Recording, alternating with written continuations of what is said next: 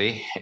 La elaboración de un plan operativo actual y un presupuesto, pero necesariamente nosotros para poder entender qué es la planificación, qué es el POA y qué es el presupuesto, tenemos que hablar de planificación estratégica. Entonces, en la primera etapita de este curso, que lo vamos a dividir en tres o cuatro partes, vamos a hablar de alguna conceptualización importante que está dentro del marco del uso común dentro de la planificación como parte de los sistemas administrativos, ¿sí? En el contexto general latinoamericano y mundial. ¿Cómo se planifica? ¿Para qué? ¿Qué había sido la planificación estratégica? ¿Y por qué este instrumento ha comenzado a ser tan utilizado en lo que es la gestión pública como tal, ¿no? Fíjense que mediante este proceso de planificación estratégica yo voy a determinar objetivos y metas. ¿De qué? De mi organización. Y además me va a permitir observar cuáles son las estrategias para alcanzar los fines, ¿sí? Entonces, tengo que tener en cuenta que yo voy a hablar de una planificación cuando voy a pensar en algo para cumplir un todo, ¿sí? Ya vamos a ver que todos los sistemas que maneja la administración pública son sistemas que interactúan entre sí mismos. Es una palabra que yo uso de forma constante en todas mis capacitaciones, ¿no? Si no interactúan todos los sistemas de la administración pública, muy difícilmente se va a poder llegar a tener los resultados esperados. ¿Qué pasa con la planificación, con la programación y con el presupuesto? ¿Por qué son tan importantes? Fíjense que son el punto de partida para cualquier tipo de ejecución de una política pública, de una actividad pública, de un proyecto, de un plan, de un programa.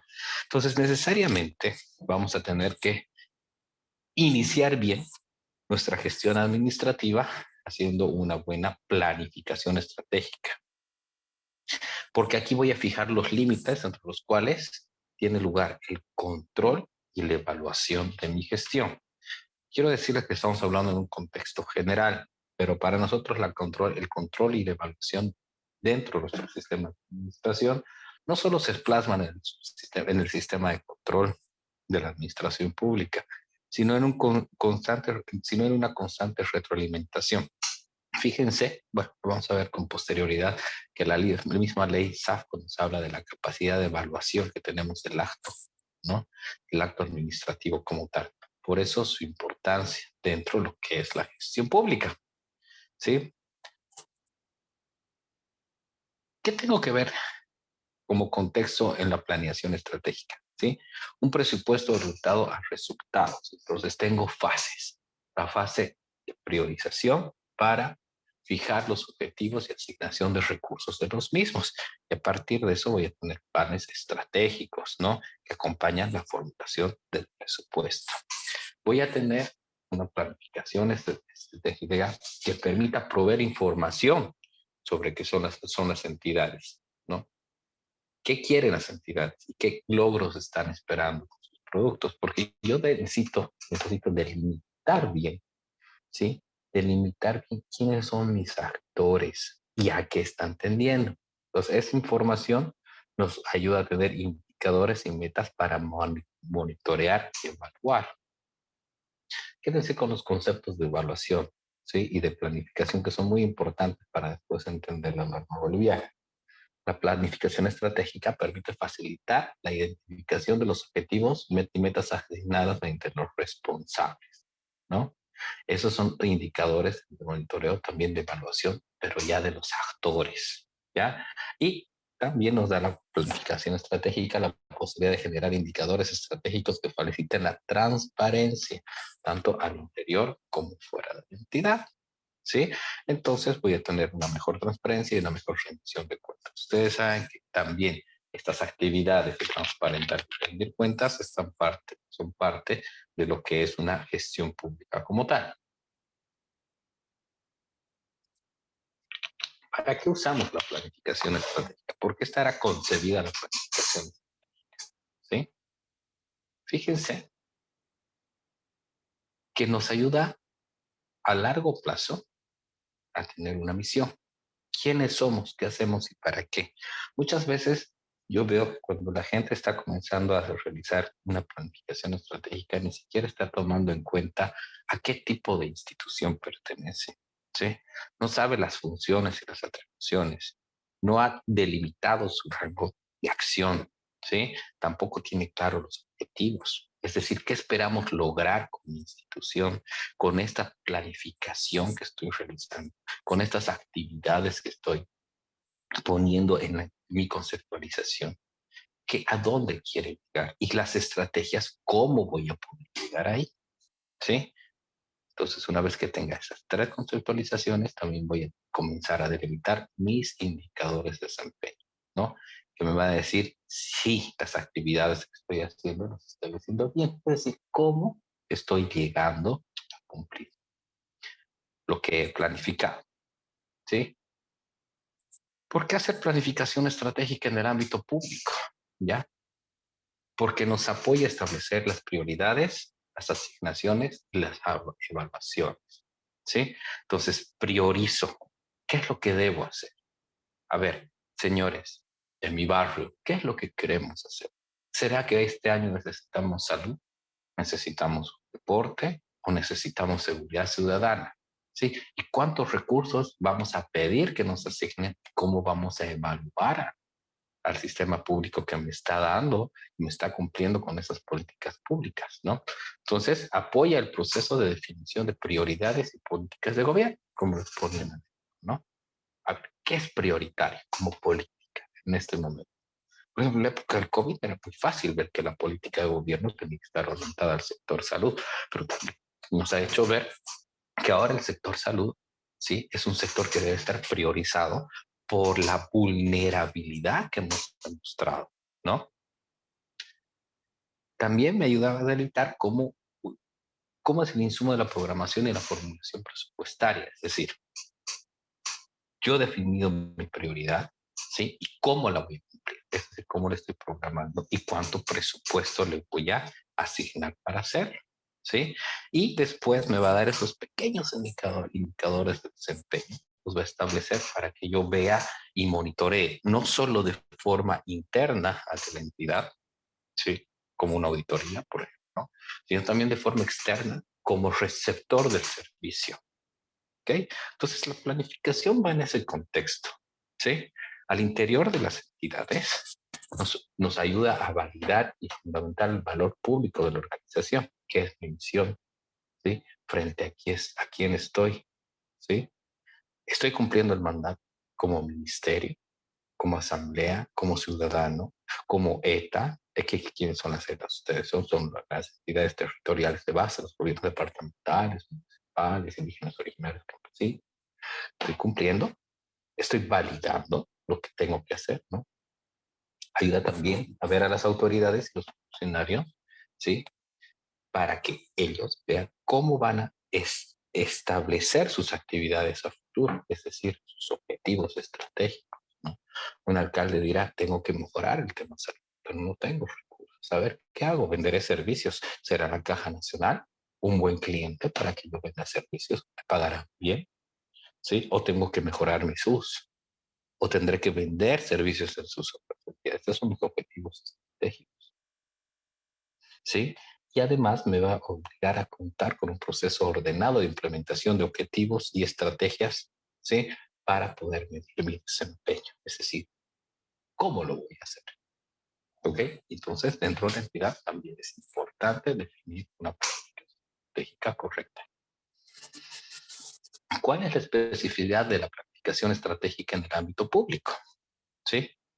Las especificidades de la planificación estratégica en el ámbito público son el análisis del entorno y del ambiente interno.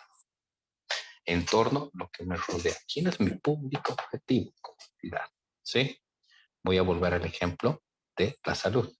Tengo un hospital de segundo nivel, entonces tengo que saber que mi público objetivo son aquellas personas que el primer nivel está referenciando el segundo nivel o aquellas personas que necesariamente van a requerir las prestaciones que como servicio de salud yo puedo otorgar. ¿Sí? Eso va a ser mi entorno, pero mi ambiente interno va a ser cómo yo voy a operar mis prestaciones. ¿sí? ¿Qué capacidad resolutiva voy a tener para poder cumplir esas funciones que se me está asignando por ley, es decir, por política pública, ¿sí? Ahora, los usuarios, los ciudadanos y los clientes, ¿sí? Si usuarios, ciudadanos versus clientes es lo mismo. Si una institución pública puede tener clientes, claro, de acuerdo a su naturaleza, o va a tener usuarios, ciudadanos. Por ejemplo, mis clientes o mis usuarios en materia de salud son mis pacientes, ¿no? Son las personas que requieren salud. Ahora, solo un paciente activo, un paciente pasivo, ¿no? Paciente activo, el que carga una enfermedad, pues tengo que determinarlo mediante planificación, ¿ya? Eh, las especificaciones también la dificultad para establecer los fines, propósitos y resultados esperados. ¿Okay? Muchas veces es solo una herramienta referencial para establecer prioridades, ¿sí? Para la formulación presupuestaria. A ver, esto es lo que se tiene que superar, ¿sí?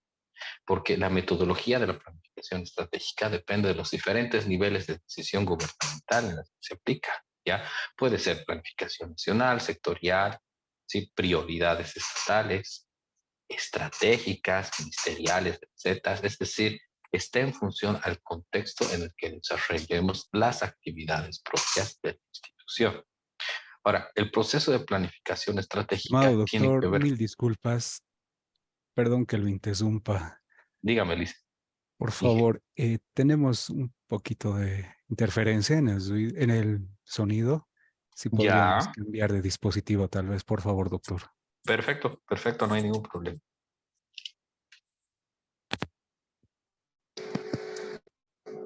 ¿Cómo vamos ahora? ¿Está mejor? Sí, ahora ya estamos con el sonido de la laptop, ¿no? Sí, estamos Ok, con ese. le aviso cualquier detalle, doctor. Gracias. Muchas gracias, Edu.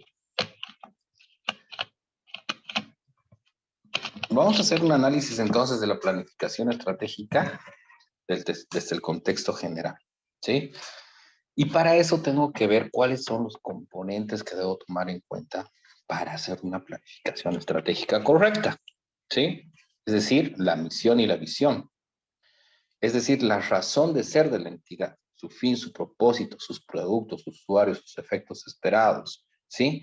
Y después, ¿qué veo? ¿Qué yo quiero plasmar, ¿sí? Con mi institución a futuro. ¿Cuál es el escenario deseado? ¿A qué quiero llegar? ¿Sí?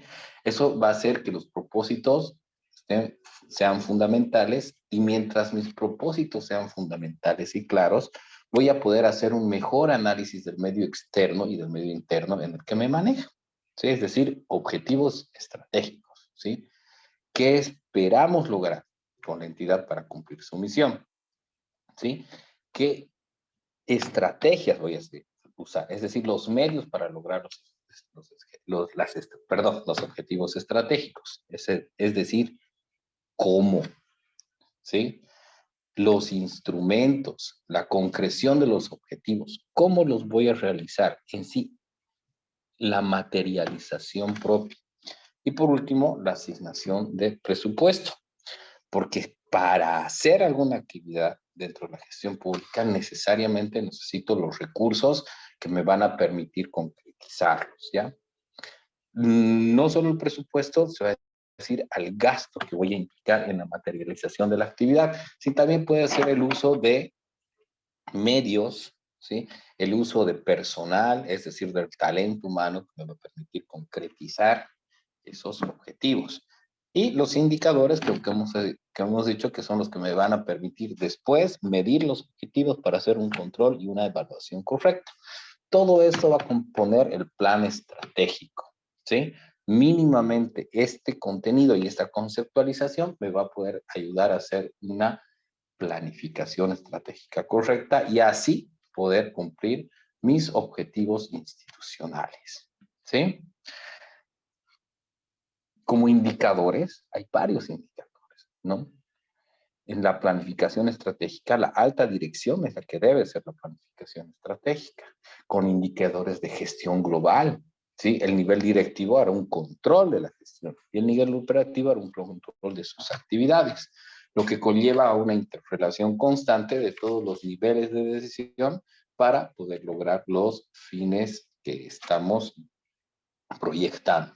Entonces, una planificación estratégica de dirección, una planificación estratégica de divisiones, departamentos, ¿sí?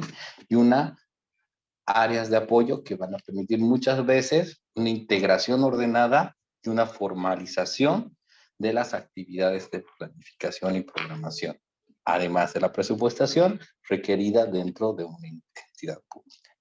Conceptos importantes que se deben tomar en cuenta. En este sentido, es muy importante ver qué es una visión, qué es una misión, qué es un objetivo estratégico, qué son las metas y qué son los indicadores. ¿Sí? Dense cuenta ustedes, queridos alumnos, que cuando yo no tengo bien delimitada la visión o la tengo bien delimitada la visión de mi institución, pero no la conozco, muy difícilmente voy a poder dar pasos acordes a poder hacer una planificación estratégica correcta. ¿Sí? Por ejemplo, les voy a poner aquí un ejemplo desde la definición.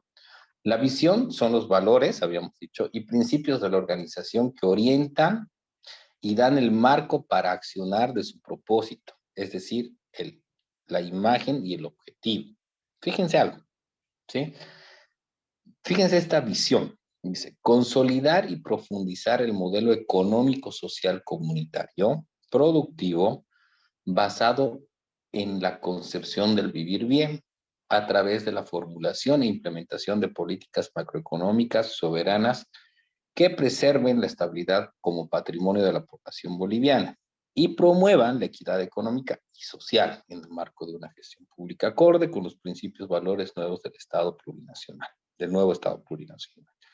Miren que yo he estado buscando qué entidad manejaba mejor el tema de la visión y me he dado cuenta y me he sorprendido gratamente que sí había habido gente que está conceptualizando de forma muy interesante lo que es la planificación estratégica desde sus componentes y que tiene muy claro, por ejemplo, el Ministerio de Economía y Finanzas Públicas, se han podido dar cuenta, ¿sí? ¿Cuál es su visión? ¿Sí?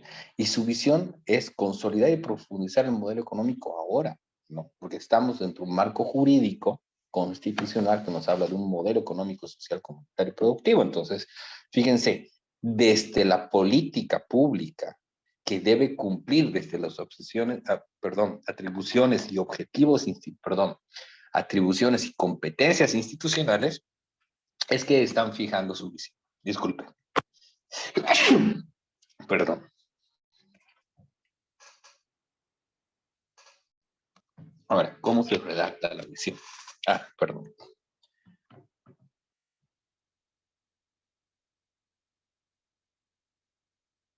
Debe contemplar aspectos que permitan a los ciudadanos identificar perdón, esto no viene todavía.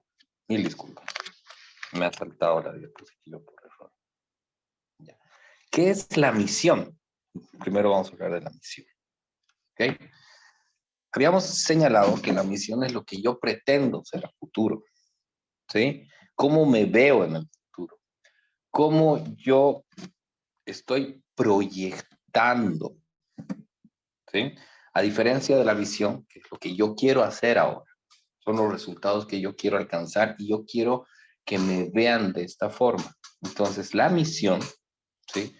Es una proyección de mis actividades hacia el futuro. ¿Sí? Otros dicen es el super ser, super yo de cualquier entidad. ¿Sí? Es lo que espero ser, para lo que estoy tratando de formalizar mis procedimientos. ¿Ok? Entonces, si se dan cuenta, el Ministerio de Economía y Finanzas Públicas tiene varias misiones, una con relación al Estado, una con relación a la sociedad y una institucional. ¿Cuál es el punto de partida de su misión? Es la visión. ¿Ya? Entonces tienen que tomar en cuenta estos aspectos para poder generar los conceptos. ¿Sí? ¿Qué preguntas tengo que tomar en cuenta para definir mi misión? ¿Sí? ¿Para qué existe mi institución? ¿Sí? ¿Para qué ha sido creada? ¿Sí? ¿Cuáles son los principales productos que generan? ¿Para qué han sido creados los gobiernos autónomos municipales? ¿Para qué los crean? ¿Sí? Han sido creados mucho antes de la constitución política del Estado actual, pero se supone que están creados ahora, de acuerdo a nuestro nuevo contexto constitucional, para cumplir las competencias establecidas en el artículo 302 de la Constitución, otras competencias establecidas en el Decreto Supremo 0, en la Ley Marco de Autonomías, ¿sí? Y cumplir algunas otras competencias asignadas por otras leyes. Entonces, ¿para qué existe esa institución? Para cubrir esas necesidades. Y esas necesidades son transformadas o trasuntadas en políticas públicas, ¿sí? ¿Cuáles son los principales productos que genera? Esos servicios que requiere para cumplir esas atribuciones, esas competencias. ¿Cuáles son sus usuarios externos e internos? ¿Sí? Externos, quienes tienen que recibir ese servicio, e internos, quiénes son las personas que van a crear los mecanismos para cumplir esos servicios, para dar esos servicios de forma correcta. ¿Sí? ¿Pueden otros ofrecer los mismos productos, los mismos servicios dentro de un ámbito jurisdiccional, territorial, municipal, por ejemplo? ¿Puede haber otro municipio? No, entonces yo tengo que lo tengo que ver correctamente. Pero, por ejemplo, si hablo de un hospital municipal, sí puedo tener otras personas que pueden ofrecer los mismos productos, ¿no? Los mismos servicios, tal vez un hospital privado. Y en función a eso yo también tengo que proyectar. ¿Y cuáles son las especificidades de la institución? ¿Sí? ¿Qué características particulares tiene? ¿Sí? Pero así, muy delimitativas, que solo tú las tienes. Entonces, eso me permite poder tener una visión más clara, ¿sí? ¿Cuál es la población objetiva y cuál es la cobertura actual? ¿Sí? Si, por ejemplo, ahorita tengo una cobertura de todo el distrito 5, como población objetiva, son todas las personas que requieren los servicios de salud de primer nivel, ya tengo clara cuál es delimitada mi población objetiva y la cobertura que puedo tener. ¿Cuál es la percepción del equipo directivo y cuál de los funcionarios respecto a la institución programada? ¿Sí? ¿Qué pienso yo? Yo como dueño o yo como directivo, yo que tengo la capacidad de dirigir esto, ¿sí? Y las personas que operan dentro de mi institución, ¿qué idea tienen? ¿Cómo lo ven? ¿Cómo lo analizan? ¿Sí? Entonces, ¿serán necesarias estas funciones, estos productos? Es donde yo voy a sacar el valor máximo de la misión actual, ¿no? Y el valor de una organización se limita al valor operativo de la misión actual. Quiero crecer, me quiero mantener, me quiero expandir, ¿sí? ¿Y cómo me voy a proyectar en ese sentido? ¿Sí?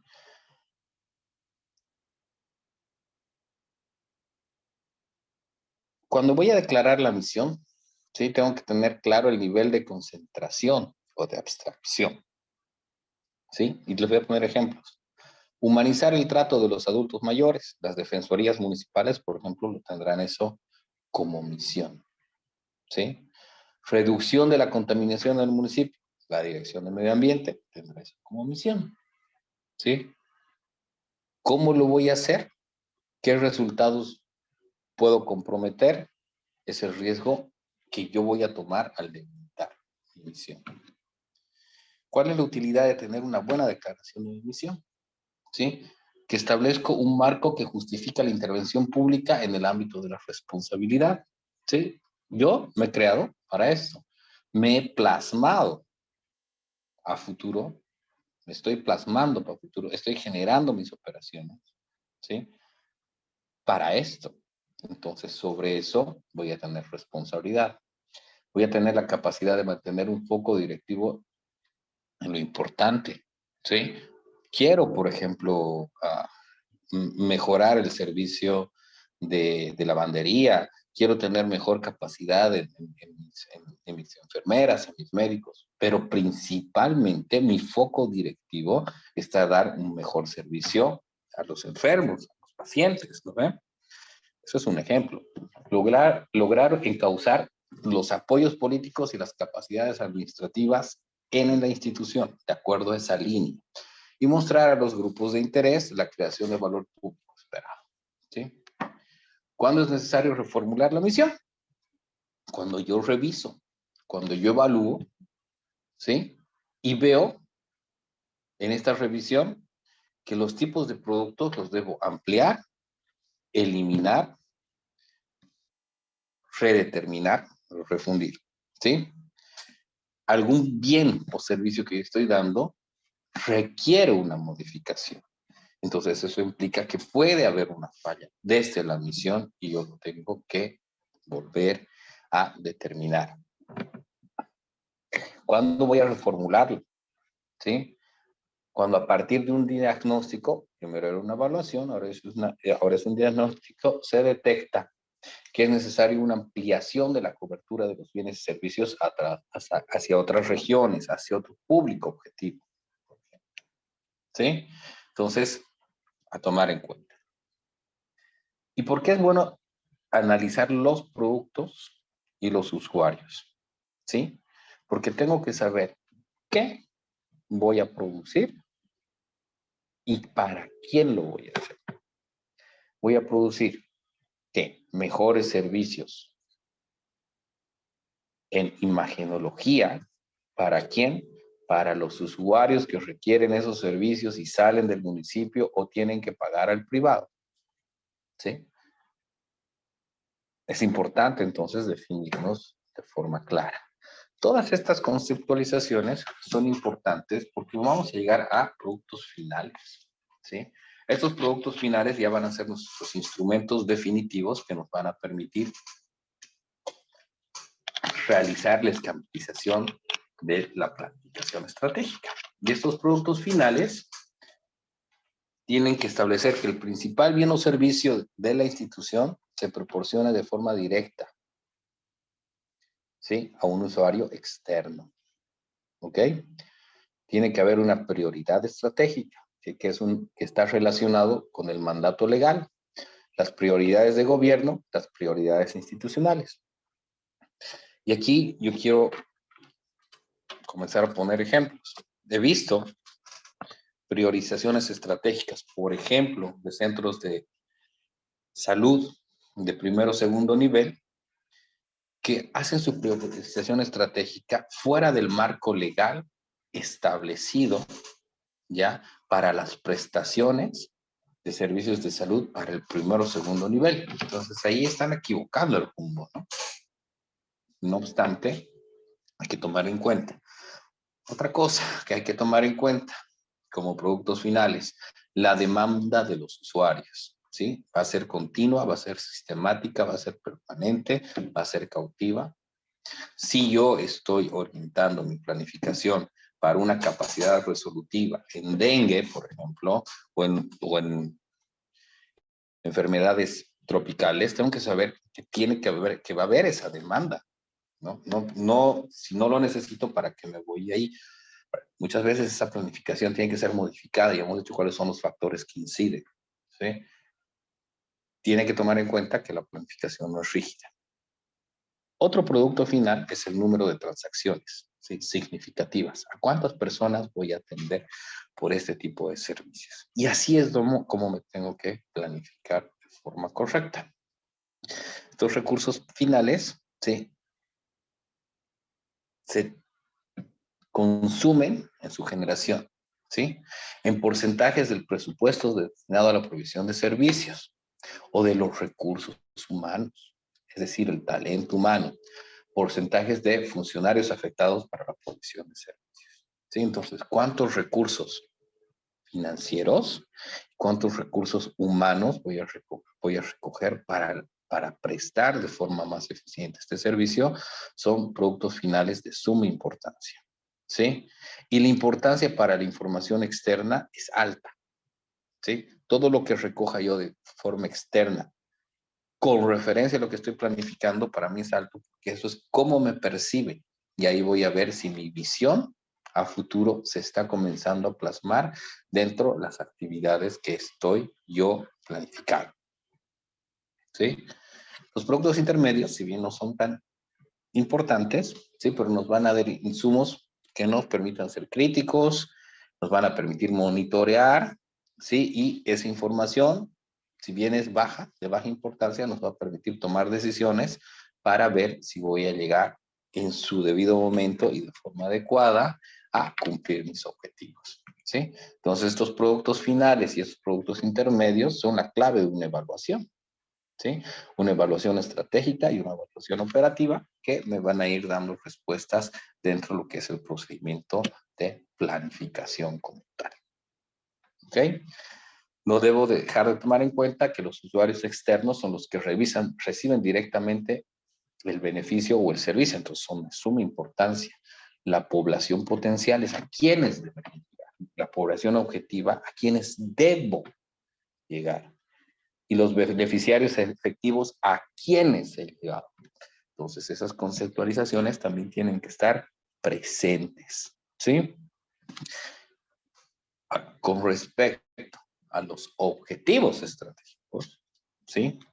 La delimitación de los objetivos estratégicos es de suma importancia, ¿sí? Me va a ayudar a ver los logros que la organización persigue y en qué plazo los quiere hacer. Estos deben ser coherentes con la misión, la visión, la orientación, los límites políticos también, ¿sí? Y después vamos a ver por qué políticamente es importante tener una orientación. La definición de los objetivos permite una selección de las actividades priorizadas para el mejoramiento de la organización y aprovechamiento de sus ventajas. Los objetivos estratégicos surgen como una respuesta a una pregunta esencial. Y esto tómenlo en cuenta. ¿Qué debemos lograr en el corto plazo, en el mediano plazo y en el largo plazo para tener un accionar coherente con la misión? Ahora, van a ver la conexitud que se está comenzando a tener entre todos los, entre todos los elementos que estamos revisando. ¿Por qué? Porque la delimitación que nosotros tenemos dentro de nuestro sistema de planificación integral del Estado precisamente se mide por objetivos a corto, a mediano y a largo plazo. Es decir, que estos objetivos que se van a instrumentalizar dentro de procedimientos de planificación, mediante instrumentos de planificación, se van a ir plasmando. Con relación a la misión, claro, ¿sí? Porque todos estos elementos de visión, misión, ¿sí? Su evaluación y su seguimiento van a incidir de forma directa y de forma importante para lo que es nuestra estrategia como tal. Ahora, nuestros objetivos estratégicos constituyen la base para el establecimiento de los indicadores que permiten medir el avance de las acciones gubernamentales hacia los resultados. ¿Ok? Por eso su importancia. Los objetivos estratégicos se deben identificar en acciones, en el ámbito de la programación. ¿Sí? ¿Cómo yo estoy programando? ¿Qué momento lo quiero hacer? ¿Qué proceso requiero para hacerlo? ¿Qué cobertura tengo? ¿Qué calidad voy a ofrecer? Y la oportunidad del servicio, entre otros. Lo que nos permite es mejorar, ampliar, rediseñar, optimizar, alcanzar y generar, además de adecuar las actividades hacia un objetivo en común. ¿Y cómo se redacta? De forma fácil. Es importante para que no nos equivoquemos. ¿Sí? Señalar la expresión del logro. Evidenciar un cambio o transformación que se espera con las políticas a cargo de la institución. Fíjense que nosotros cuando hacemos, por ejemplo, un POA, estamos llenos de objetivos. ¿Sí? Y muchas veces estos objetivos ya desde su concepción están mal redactados, ¿no? Proyecto de nivelación, pero mi objetivo era nivelar. Mi expresión de logro es nivelar o es mejorar, por ejemplo. Entonces hay que tener mucho cuidado en esta conceptualización. Tienen que ver que dentro de su redacción está mejorar los estándares de competitividad, disminuir niveles de pobreza, garantizar niveles de seguridad. Evitar el tema de esfuerzos, contribuir, fomentar, procurar. ¿Por qué? Porque son subjetivos, no son medibles, ¿no? Y eso, para redactar un objetivo, no te genera claridad. No tiene pertenencia y no va al foco de lo que quiero lograr. ¿Sí? La ciudadanía debe conocer hacia dónde se dirigen los recursos asignados de las instituciones en su globalidad. Entonces, esa es una forma de redactar, es una forma clara y transparente. Y debe responder a problemáticas sociales o aspectos relacionados con la misión que corresponde a la entidad. ¿Ok? Entonces, todos estos elementos importantes se tienen que tomar en cuenta cuando voy a hacer una planificación estratégica.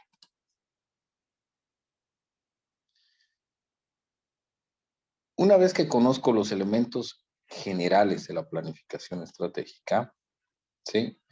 Lo que me acusa ahora es una revisión integral de lo que es la normativa en la que yo voy a realizar la planificación. Y aquí es ya donde vamos a entrar a nuestro tema con precisión. ¿Sí? Yo veo en los comentarios que han dejado ustedes que vienen de diferentes partes de Bolivia, como estamos acostumbrados con Gilaña, ¿no? En Gilaña generalmente tenemos personas de Oruro, de Potosí, muchas personas de La Paz. Yo he tenido muchos alumnos de La Paz, hemos tenido muchos alumnos en Santa Cruz, demasiados alumnos de Pando, la incidencia de alumnado de Pando es interesante, así como también del Beni. Sí nos encontramos con alumnado de Cochabamba, de la parte de Tarija, de la parte de Chuquisaca, entonces es muy diverso, ¿sí? Yo siempre trato de medir un público objetivo.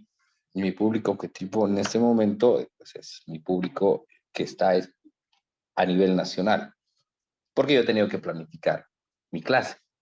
Y mi clase está planificada para diversas regiones con diferentes realidades, pero también para diferentes actores con diferentes conocimientos, ¿sí?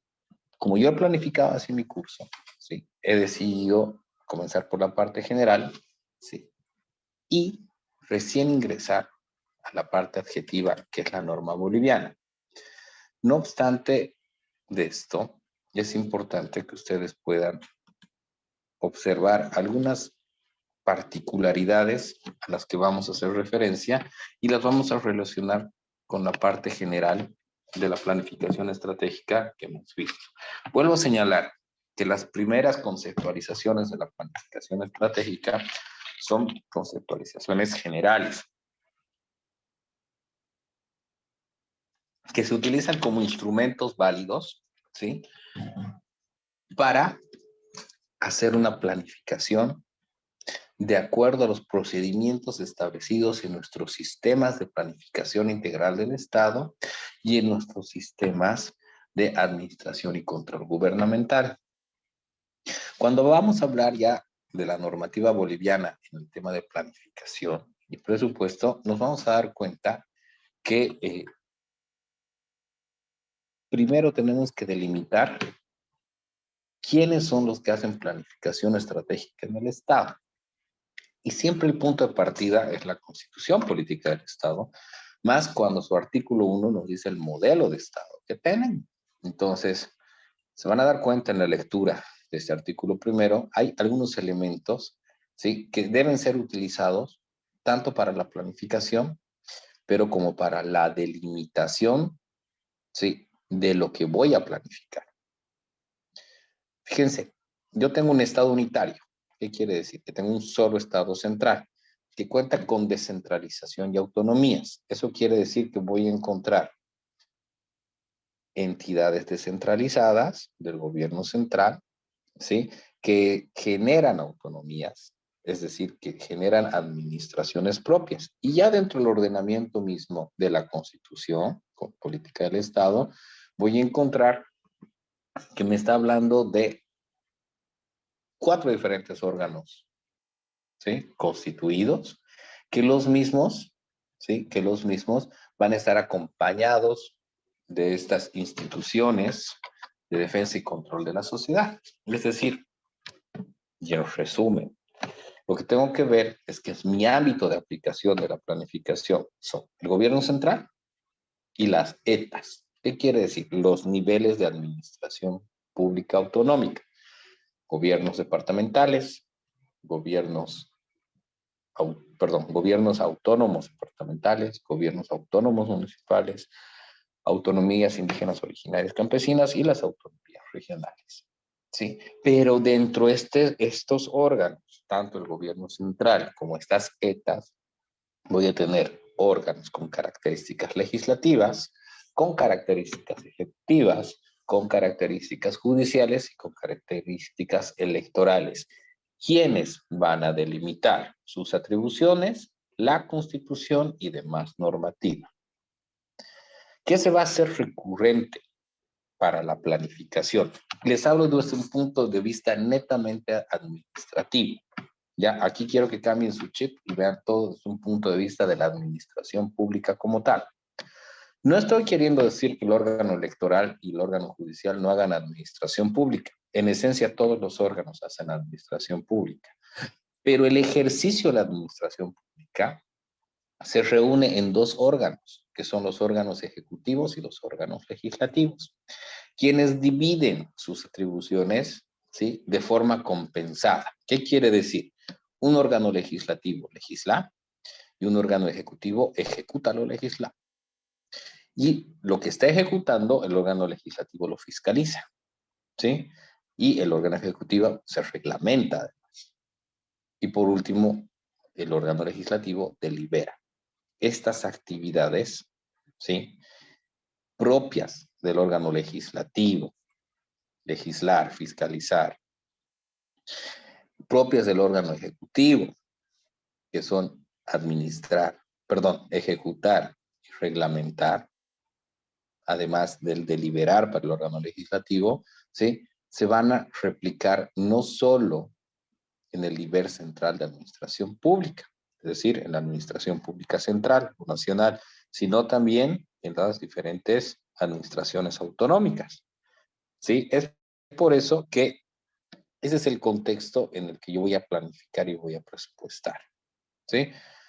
Todas las entidades públicas, no importa los órganos de los que vengan y el nivel de administración, ¿sí?, van a proyectar sus actividades, hacer una actividad legislativa y ejecutiva para cumplir con las actividades propias de administración y control gubernamental y de planificación integral del Estado. Eso tiene que quedar claro, ¿ya? Otra cosa que tiene que quedar clara cuando vamos a hablar de administración pública o de cualquier elemento que hace la administración pública son los principios, ¿sí? Y si bien la legitimidad es un principio muy relativo, ¿sí?, la legalidad no. Y cuando yo voy a programar, voy a planificar y voy a presupuestar, obviamente tengo que basarme estrictamente en lo establecido en la norma. Los otros principios, además de legitimidad, imparcialidad, publicidad, compromiso, interés social, ética, transparencia, igualdad, competencia, eficiencia, calidad, calidez, honestidad, responsabilidad y resultados, ¿sí?, van a complementar el principio de legalidad. Porque yo no voy a poder planificar, programar ni presupuestar nada que esté fuera de la ley, sino directamente voy a generarme responsabilidad. Ese es un elemento muy importante que debo tomar en cuenta. En este cuadro que van a ver aquí, ya se plasma lo que yo les digo, les mencionaba hace un momento. ¿Quiénes son los actores en los niveles de administración y planificación? Directamente los órganos ejecutivos con los órganos legislativos, del nivel central del Estado, de las autonomías, cual fuera que sea. Sí, inclusive de la autonomía regional, que en sí no tiene un órgano legislativo independiente, sino está supletado a las actividades de los órganos de quien lo constituyen, pero no obstante, el valor es que lo que planifico, lo que proyecto y lo que ejecuto va a estar en relación a la actividad de estos dos órganos, ¿sí? Y les voy a pasar a establecer el por qué, si me permite. Si yo hago una planificación estratégica a corto plazo, ¿quién la ejecuta? La ejecuta el Ejecutivo. ¿Y quién la aprueba? El órgano legislativo, mediante la emisión de una ley. Si yo formulo mi POA y le asigno presupuesto, ¿sí?, Eso va a ser un trabajo del órgano ejecutivo con la comunidad, con la sociedad organizada, pero va a requerir necesariamente la aprobación del órgano legislativo, ¿sí? Para que se incorpore mediante ley y sea de cumplimiento obligatorio. Es así que se reúne todo lo programado, y todo lo legislado en el gobierno central y se tiene un presupuesto general del Estado que se aprueba por la Asamblea Plurinacional, bajo las directrices del Ministerio de Planificación. ¿Sí? Entonces, esencialmente es par y paz cuando hablamos de lo que es administración como tal, es necesario. No voy a entrar a delimitar de forma muy exacta el tema de las competencias porque tendríamos que tardar mucho y este es un curso de actualización simplemente. Pero yo para planificar primero me tengo que ubicar espacialmente dónde estoy y temporalmente también. Sí, entonces muchos de los conflictos que yo veo que se surgen cuando estoy haciendo una planificación correcta es no saber determinar el nivel de competencia o la calidad de la competencia. Esa es la forma correcta, la calidad de la competencia. Me doy cuenta que como Estado tengo competencias privativas y solo es el nivel central del Estado el que va a legislar, reglamentar y ejecutar. Yo como nivel departamental, regional, municipal o indígena, originario campesino, no me debo meter en estas competencias cuando estoy planificando. Sí son mi punto base, mi punto de partida, mi visión a lo que el Estado me está llamando como planificación a largo plazo. Sí, pero yo no puedo legislar sobre esas competencias. Sí podré legislar sobre mis competencias exclusivas que están asignadas por la Constitución Política del Estado también a cada uno de los niveles de administración pública. Por ejemplo, el gobierno municipal tendrá que revisar el artículo 302, tendrá que ver cuáles son sus competencias exclusivas y qué tipo de actividades va a planificar para cumplir esas competencias. Al mediano o al corto plazo, pero ¿cómo lo va a hacer?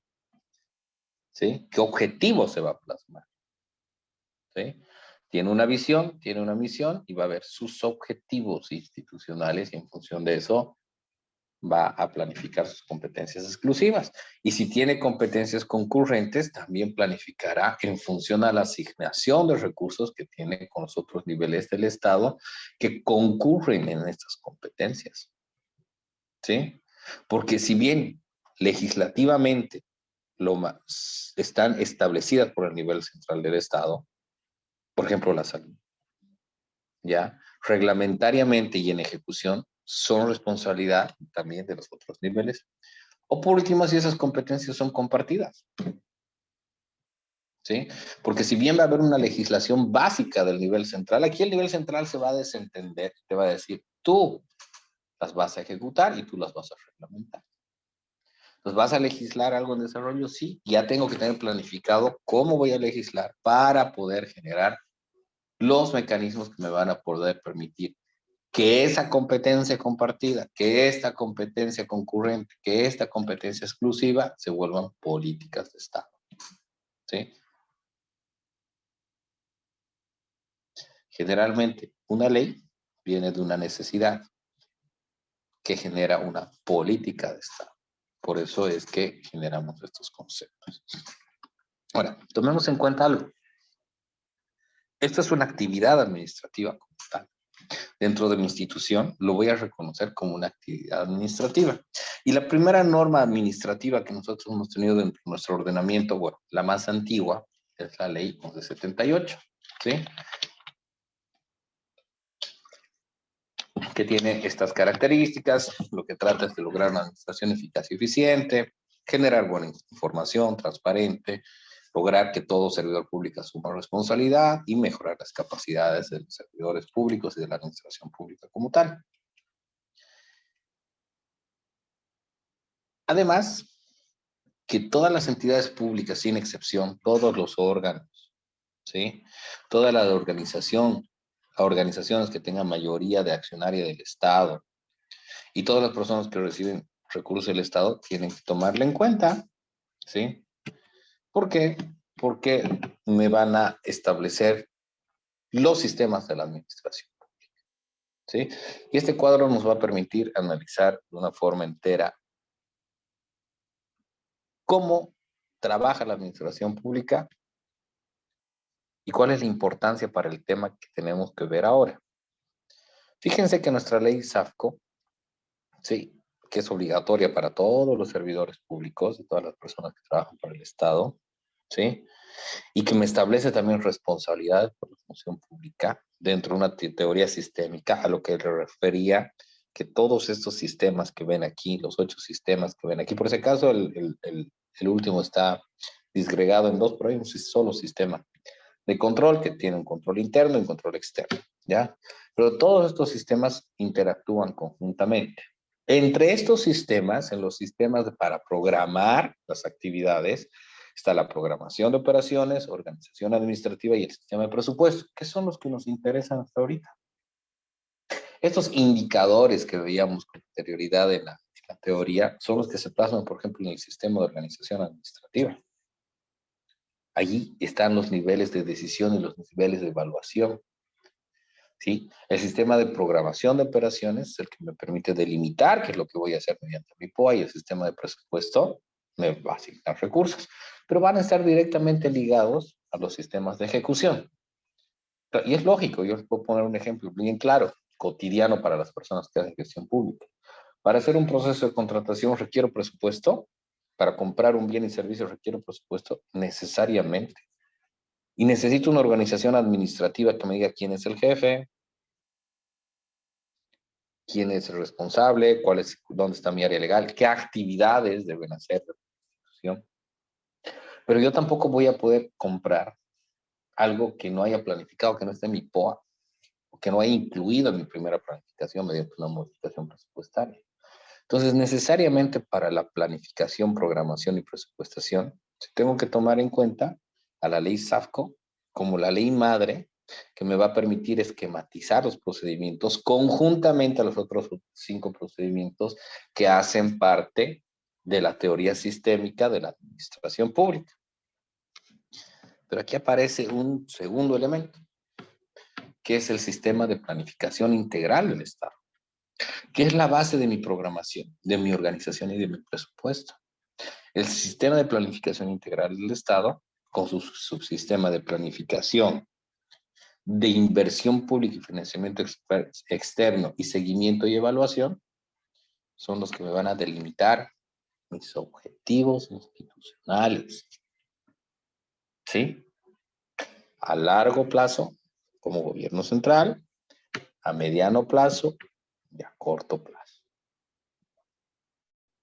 Entonces, esta interacción que ustedes pueden ver ahí es constante. ¿Sí? Todos los sistemas de la administración pública en los niveles administrativos que conocemos desde la planificación, programación, administración, ejecución y control están plasmados y establecidos en estos sistemas que vemos aquí. Los 8 sistemas de administración y control con los sistemas de planificación integral del Estado. Estos tienen que trabajar conjuntamente, deben ser sinérgicos, son interdependientes, ¿sí?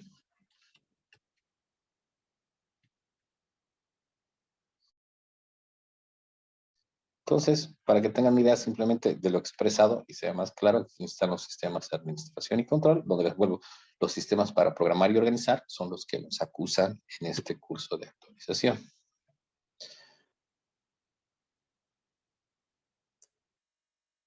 Resulta ser que hace unos años, unos 5 años ya, 5 o 6 años, entra en vigencia la ley 777, dándonos una nueva ideita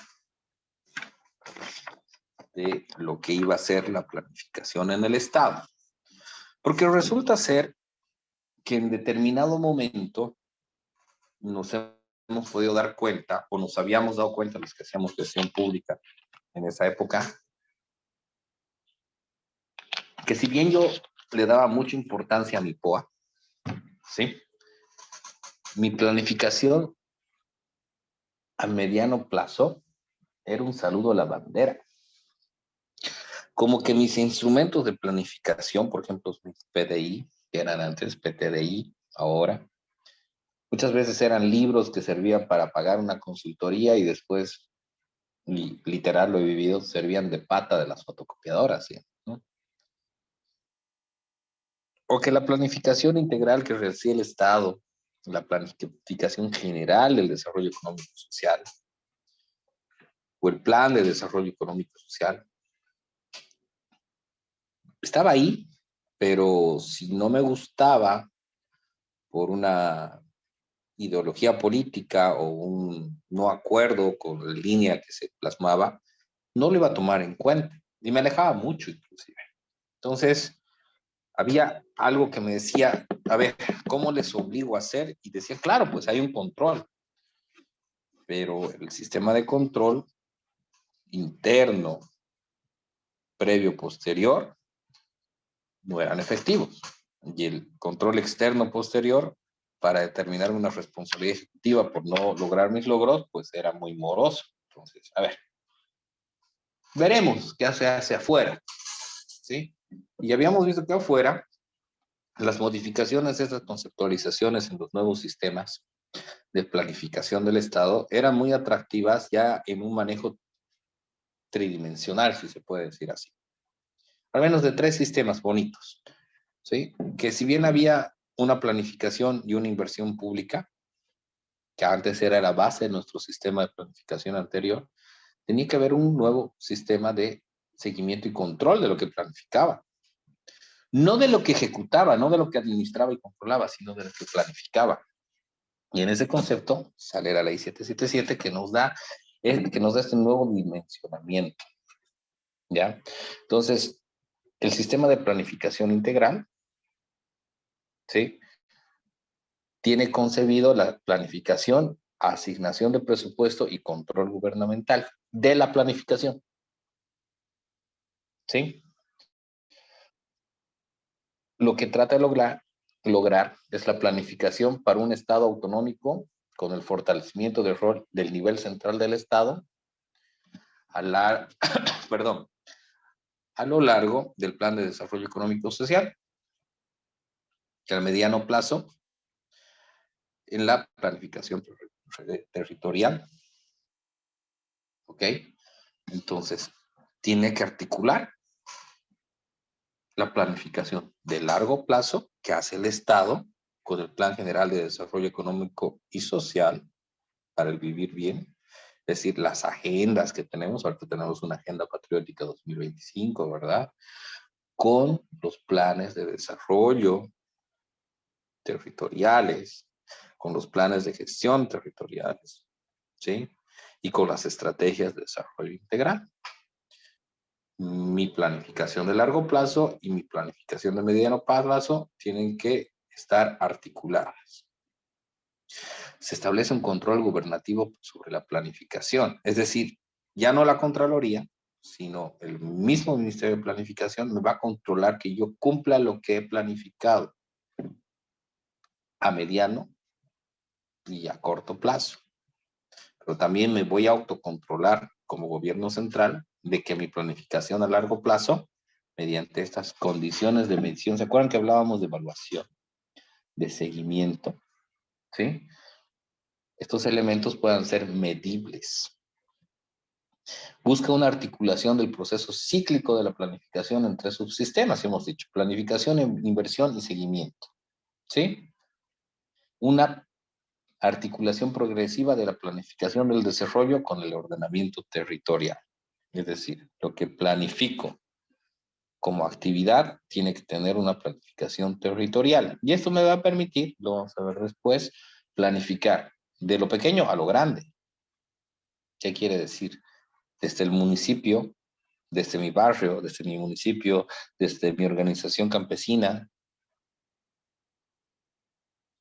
hasta el departamento, hasta la región y por último hasta el gobierno central. Ya no como antes, que venga mi planificación de arriba y se olvidaba de lo que yo planificaba aquí abajo. Ahora, el proceso de planificación es único, ¿sí? Entonces, todo lo que se planifica, toda esa información que se planifica, ¿sí? O de lo planificado tiene que ir al ministerio para que saque una idea. una política. Planifique así, establezca el presupuesto general del Estado. Tiene sus propias metodologías de planificación de lo concreto en función a metas y a resultados, ¿ya?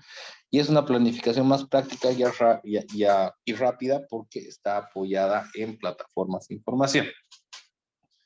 Ustedes me dirán, pero doctor, nosotros no sentimos que la planificación haya cambiado. Sí, los que hemos estado un poco inmersos en el tema de planificación del Estado, sí lo hemos sentido. Sí, porque tal vez los POAS ustedes lo siguen haciendo con los viejos usos y costumbres de hace muchos años atrás, de larga data. Con la diferencia que no son solo las OTBs las que van a ser actores de la planificación, ¿no? Hay otros actores también. Pero si ustedes operativizan los sistemas de planificación, hubieran podido ver que esto se ha ido mejorando. Ahora, siempre pues hay un porqué, ¿no? Si decimos que esta ley ha entrado en vigencia hace 5 o 6 años, ustedes se podrán dar cuenta que ha habido una interrupción de la puesta en marcha de esta ley. Primero por factores sociopolíticos y después por factores epidemiológicos. Y esos 2 años donde no se han podido concretizar bien los sistemas de planificación y menos cumplir, porque se ha planificado sobre lo que venía y sobre la necesidad, han hecho que retrocedamos. Y muchos de estos sistemas o de estas orientaciones doctrinales que tiene esta ley, esa visión que se pretende de esta ley en función a la misión que se tiene como Estado de planificación, no vaya cumpliendo de forma tan oportuna sus resultados. ¿Sí? Es por eso que para muchos decir, pucha, no sabía que había cambiado. Sí ha cambiado y en primera instancia se estaba haciendo un buen control. Obviamente esto también requiere que se reencauce el tema del nuevo sistema de planificación integral del Estado mediante el Ministerio de Planificación para poder tener mejores resultados. El marco legal, obviamente, de la planificación integral, y lo está establecido en la ley, es la Constitución Política del Estado. Porque es el Estado central el que debe conducir el proceso de planificación económica y social con participación y consulta ciudadana. Es la ley la que establece un sistema de planificación integral del Estado. ¿Ok? Es competencia privativa del nivel central del Estado la planificación nacional. Es decir, el Plan General de Desarrollo Económico y Social para el Vivir Bien, las agendas patrióticas, en este caso PGDES 2025, ya es competencia privativa del Estado central. Y el Plan de Desarrollo Económico y Social, en el marco integral del Vivir Bien, el PEDES, también es competencia del gobierno central. Y esos planes sectoriales, por ejemplo, del sector salud, del sector educación, del sector de seguridad ciudadana, son competencias privativas. ¿Qué quiere decir privativas? Como lo hemos visto antes, que solo el nivel central del Estado puede concurrir en ellas. Ahora, las competencias exclusivas de los gobiernos departamentales autónomos, ¿sí? Es la planificación del desarrollo departamental. Lógico, ¿no? Al igual que los gobiernos municipales autónomos, que son gobiernos autónomos municipales, ¿no? La planificación del desarrollo municipal es su competencia exclusiva también y, por ende, de las autonomías indígenas originarias campesinas. Entonces, si bien yo tengo una planificación a largo plazo, mi planificación a corto plazo, mi TPTDI, mi PGTS y mi planificación a corto plazo, mi PI y mi POA son competencia mía como ETA, si lo vemos desde el punto de vista de las instituciones, al igual que las instituciones descentralizadas y desconcentradas. Disculpen, estoy un poquito resfriado. Ahora, Este cuadrito nos ayuda a ver y entender cómo se planifica en Bolivia. ¿Sí? Es para explicar lo que hemos visto desde un punto de vista conceptual. El ámbito de aplicación de la planificación, fíjense abajo, de forma temporal, a corto, mediano y largo plazo, ¿sí? Y desde el punto de vista espacial, ¿sí? Que es el territorio nacional, funciona de esta forma. Es decir, hay una planificación territorial desde lo más chiquito, desde la autonomía indígena originaria campesina, desde el territorio indígena originario campesino, desde tu OTB, sí, que te va a permitir una planificación municipal, porque se supone que por principio de subsidiariedad es el municipio el que debe recoger las primeras necesidades. Y ahí va a ser tu región y tu departamento los que van a planificar en función a sus competencias. Tu región en función a las competencias que has delegado y tu departamento, tu gobierno como departamental, en función a tus requerimientos y a sus competencias asignadas en el artículo 300 de la Constitución Política del Estado, que también tiene competencias concurrentes y compartidas, tú sabes, ¿no? Entonces, como ya conoces tus competencias exclusivas, concurrentes y compartidas, como municipio vas a planificar, vas a ver qué le delegas a tu región y qué le delegas a tu, no, qué vas a realizar con tu departamento. Y una vez que tengas delimitado la planificación territorial, te va a hacer a nivel nacional para decirle esto necesito y quiero que sea una política del Estado. Pero también tengo una planificación sectorial. Entiendo que aquí hay mucha gente del sector salud, por eso me acomodo más a ese ejemplo. Tomando en cuenta mi representación municipal, regional, departamental y nacional, yo voy a planificar, por ejemplo, de acuerdo a las directrices del sector salud, ¿qué requiero? Aparte de mi planificación territorial, que puede estar basada, por ejemplo, en que necesito un hospital de tercer nivel en Montero, en el municipio de Portachuelo necesito un hospital de segundo nivel, necesito 5 postas, aquí en este barrio, en este territorio indígena originario campesino necesito otra posta porque no tiene, ¿sí? Eso lo voy a hacer en función de mis competencias territoriales, pero mis actividades sectoriales, por ejemplo, el modelo de salud, la aplicación de mi SAFSI, ¿sí? El tema de mi priorización de epidemias, el tema de mi actividad, el tema de mi asignación de ítems del gobierno central, departamental y municipal para el cumplimiento propio de mis actividades de salud, lo voy a hacer como sector. ¿Y estas dos van a estar divorciadas? No, van a tener una directa incidencia. Es lógico, ¿no? Que tengan una directa incidencia entre tareas. Entonces, así nosotros planificamos. Ahora mi Estado me dice, así te vas a planificar. ¿Sí? Y a partir de esta planificación, vas a tener éxito. Entonces, el desarrollo integral para el vivir bien es la base de la planificación. ¿Sí? Entonces, ¿para qué planifico? Para lograr un desarrollo integral para el vivir bien. Esa es la visión que tiene nuestro Estado. ¿Sí? ¿Qué es? Es un proceso continuo porque no dejo de planificar. Todo el rato planifico. Y si no me está yendo bien con lo que he planificado, lo tengo que modificar. Claro ejemplo, la pandemia. Imagínense si me quedaba con lo planificado. No había medicamentos para nadie. Es un proceso continuo de generación e implementación de medidas y acciones sociales, comunitarias, ciudadanas y de gestión pública para la creación, provisión y fortalecimiento de condiciones, capacidades, medios materiales, sociales y espirituales en el marco de las prácticas y de las acciones culturales adecuadas y apropiadas que promueven relaciones solidarias de apoyo y cooperación mutua, de complementariedad y de fortalecimiento de vínculos edificantes, comunitarios y colectivos para alcanzar el vivir bien. Por eso les decía, el desarrollo integral para el vivir bien es una visión del Estado, no es lo que el Estado quiera a futuro. Por eso es bien importante que ustedes hayan entendido que es una visión. Eso es lo que quiere el Estado para el futuro. ¿Sí? ¿Qué es la planificación sectorial entonces? Del desarrollo integral. Eso les decía, ¿cómo planifican los sectores? Es una articulación de las propuestas de los sectores y del conjunto de las entidades, instituciones, empresas públicas bajo la atribución y sujeción a la dependencia de un ministerio cabeza de sector de forma simultánea y complementaria, de acuerdo a lo establecido en la Planificación Nacional de Largo y Mediano Plazo. Lo que les decía de salud.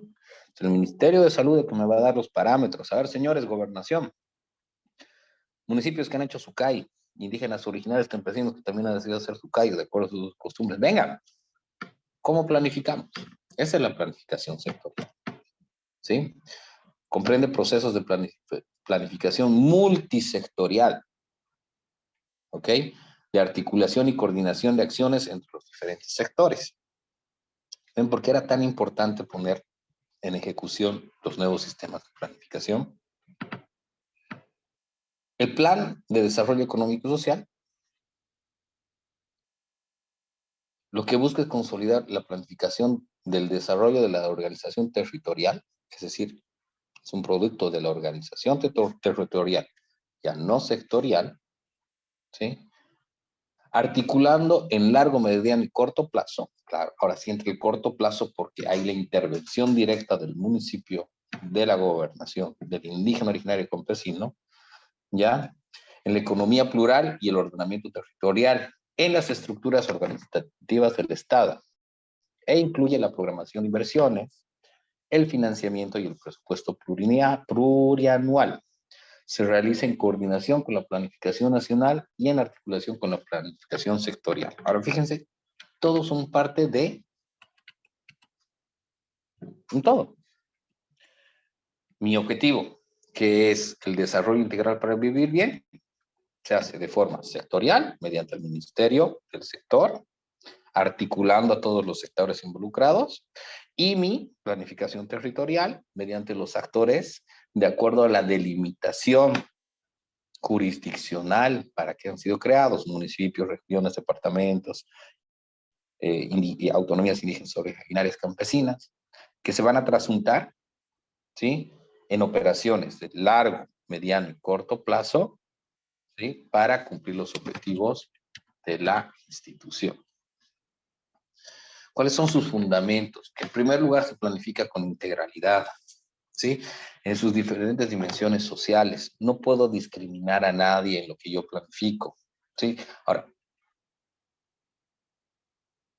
no quiere decir que yo discrimine, no quiere decir que yo oriente algunas actividades o priorice algunas actividades, pero la integralidad se refiere a la dimensión de tomar a todos en cuenta, ¿sí?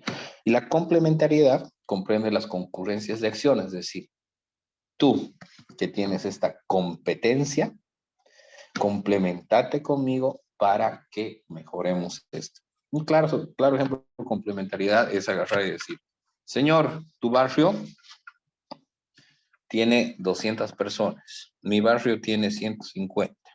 ¿Qué te parece si usamos mi presupuesto y tu presupuesto y hacemos un solo centro de salud de primer nivel con muchas mejores características y condiciones? Eso es complementariedad, ¿sí?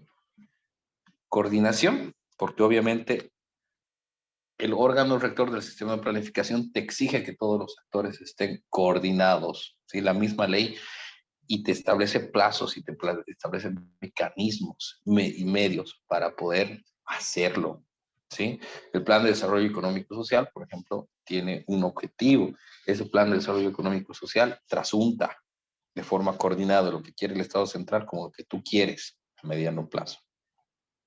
Se deben respetar los derechos y los derechos de todos, pero hay una particularidad en ese derecho de todos, ¿sí?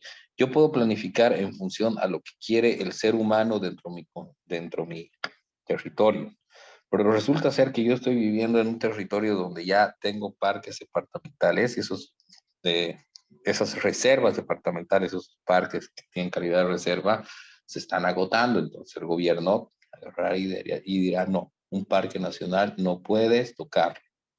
¿En qué se trasunta esto? Como nuestra constitución política del Estado, algunos la reconocemos como de cuarta generación. ¿Por qué? Porque es la única constitución política del Estado que no es antropocéntrica, es decir, el ser humano, no solo el ser humano es el centro de la ley, sino hay un concepto de madre tierra, ¿sí? Entonces, te está diciendo, de hecho, a los respetos del ser humano, de las personas con las que convives, pero también de la madre tierra, es decir, de la naturaleza, del ecosistema, de la biodiversidad. ¿Ok? Entonces hay que tener en cuenta también esos conceptos dentro de la planificación integral del Estado. ¿Cuál es el ciclo del proceso de planificación? Seguimos recordando, ¿no? Como es un curso de actualización, recordemos cuál es el ciclo de la planificación. Primero, la formulación de planes. ¿Sí? ¿Qué quiero hacer? Necesitamos hacer un hospital de primer nivel, perdón, un centro de salud de primer nivel, está mal dicho hospital. Ya, muy bien. ¿Cuántos recursos necesitas? Necesito 1,5 millones de bolivianos. Ya, muy bien, le asignamos. Entonces haremos la implementación. Veremos cómo lo vamos a hacer, cómo vamos a ejecutar esos recursos. ¿Sí? Y lo pondré en marcha, ¿no? Haré un proceso de contratación, veré los responsables, pondré los otros sistemas de administración y control en ejecución, ¿ok? Y a la misma forma yo voy a estar haciendo un seguimiento, ¿sí? Y para terminar voy a hacer una evaluación, si he cumplido los objetivos de lo planificado y lo voy a ajustar. Pucha, me ha faltado 200,000, esos 200,000 más los vamos a presupuestar, ¿sí? Y para la próxima ya sabemos que tenemos un factor de ajuste, si queremos hacer lo mismo, un punto de partida, ¿ok?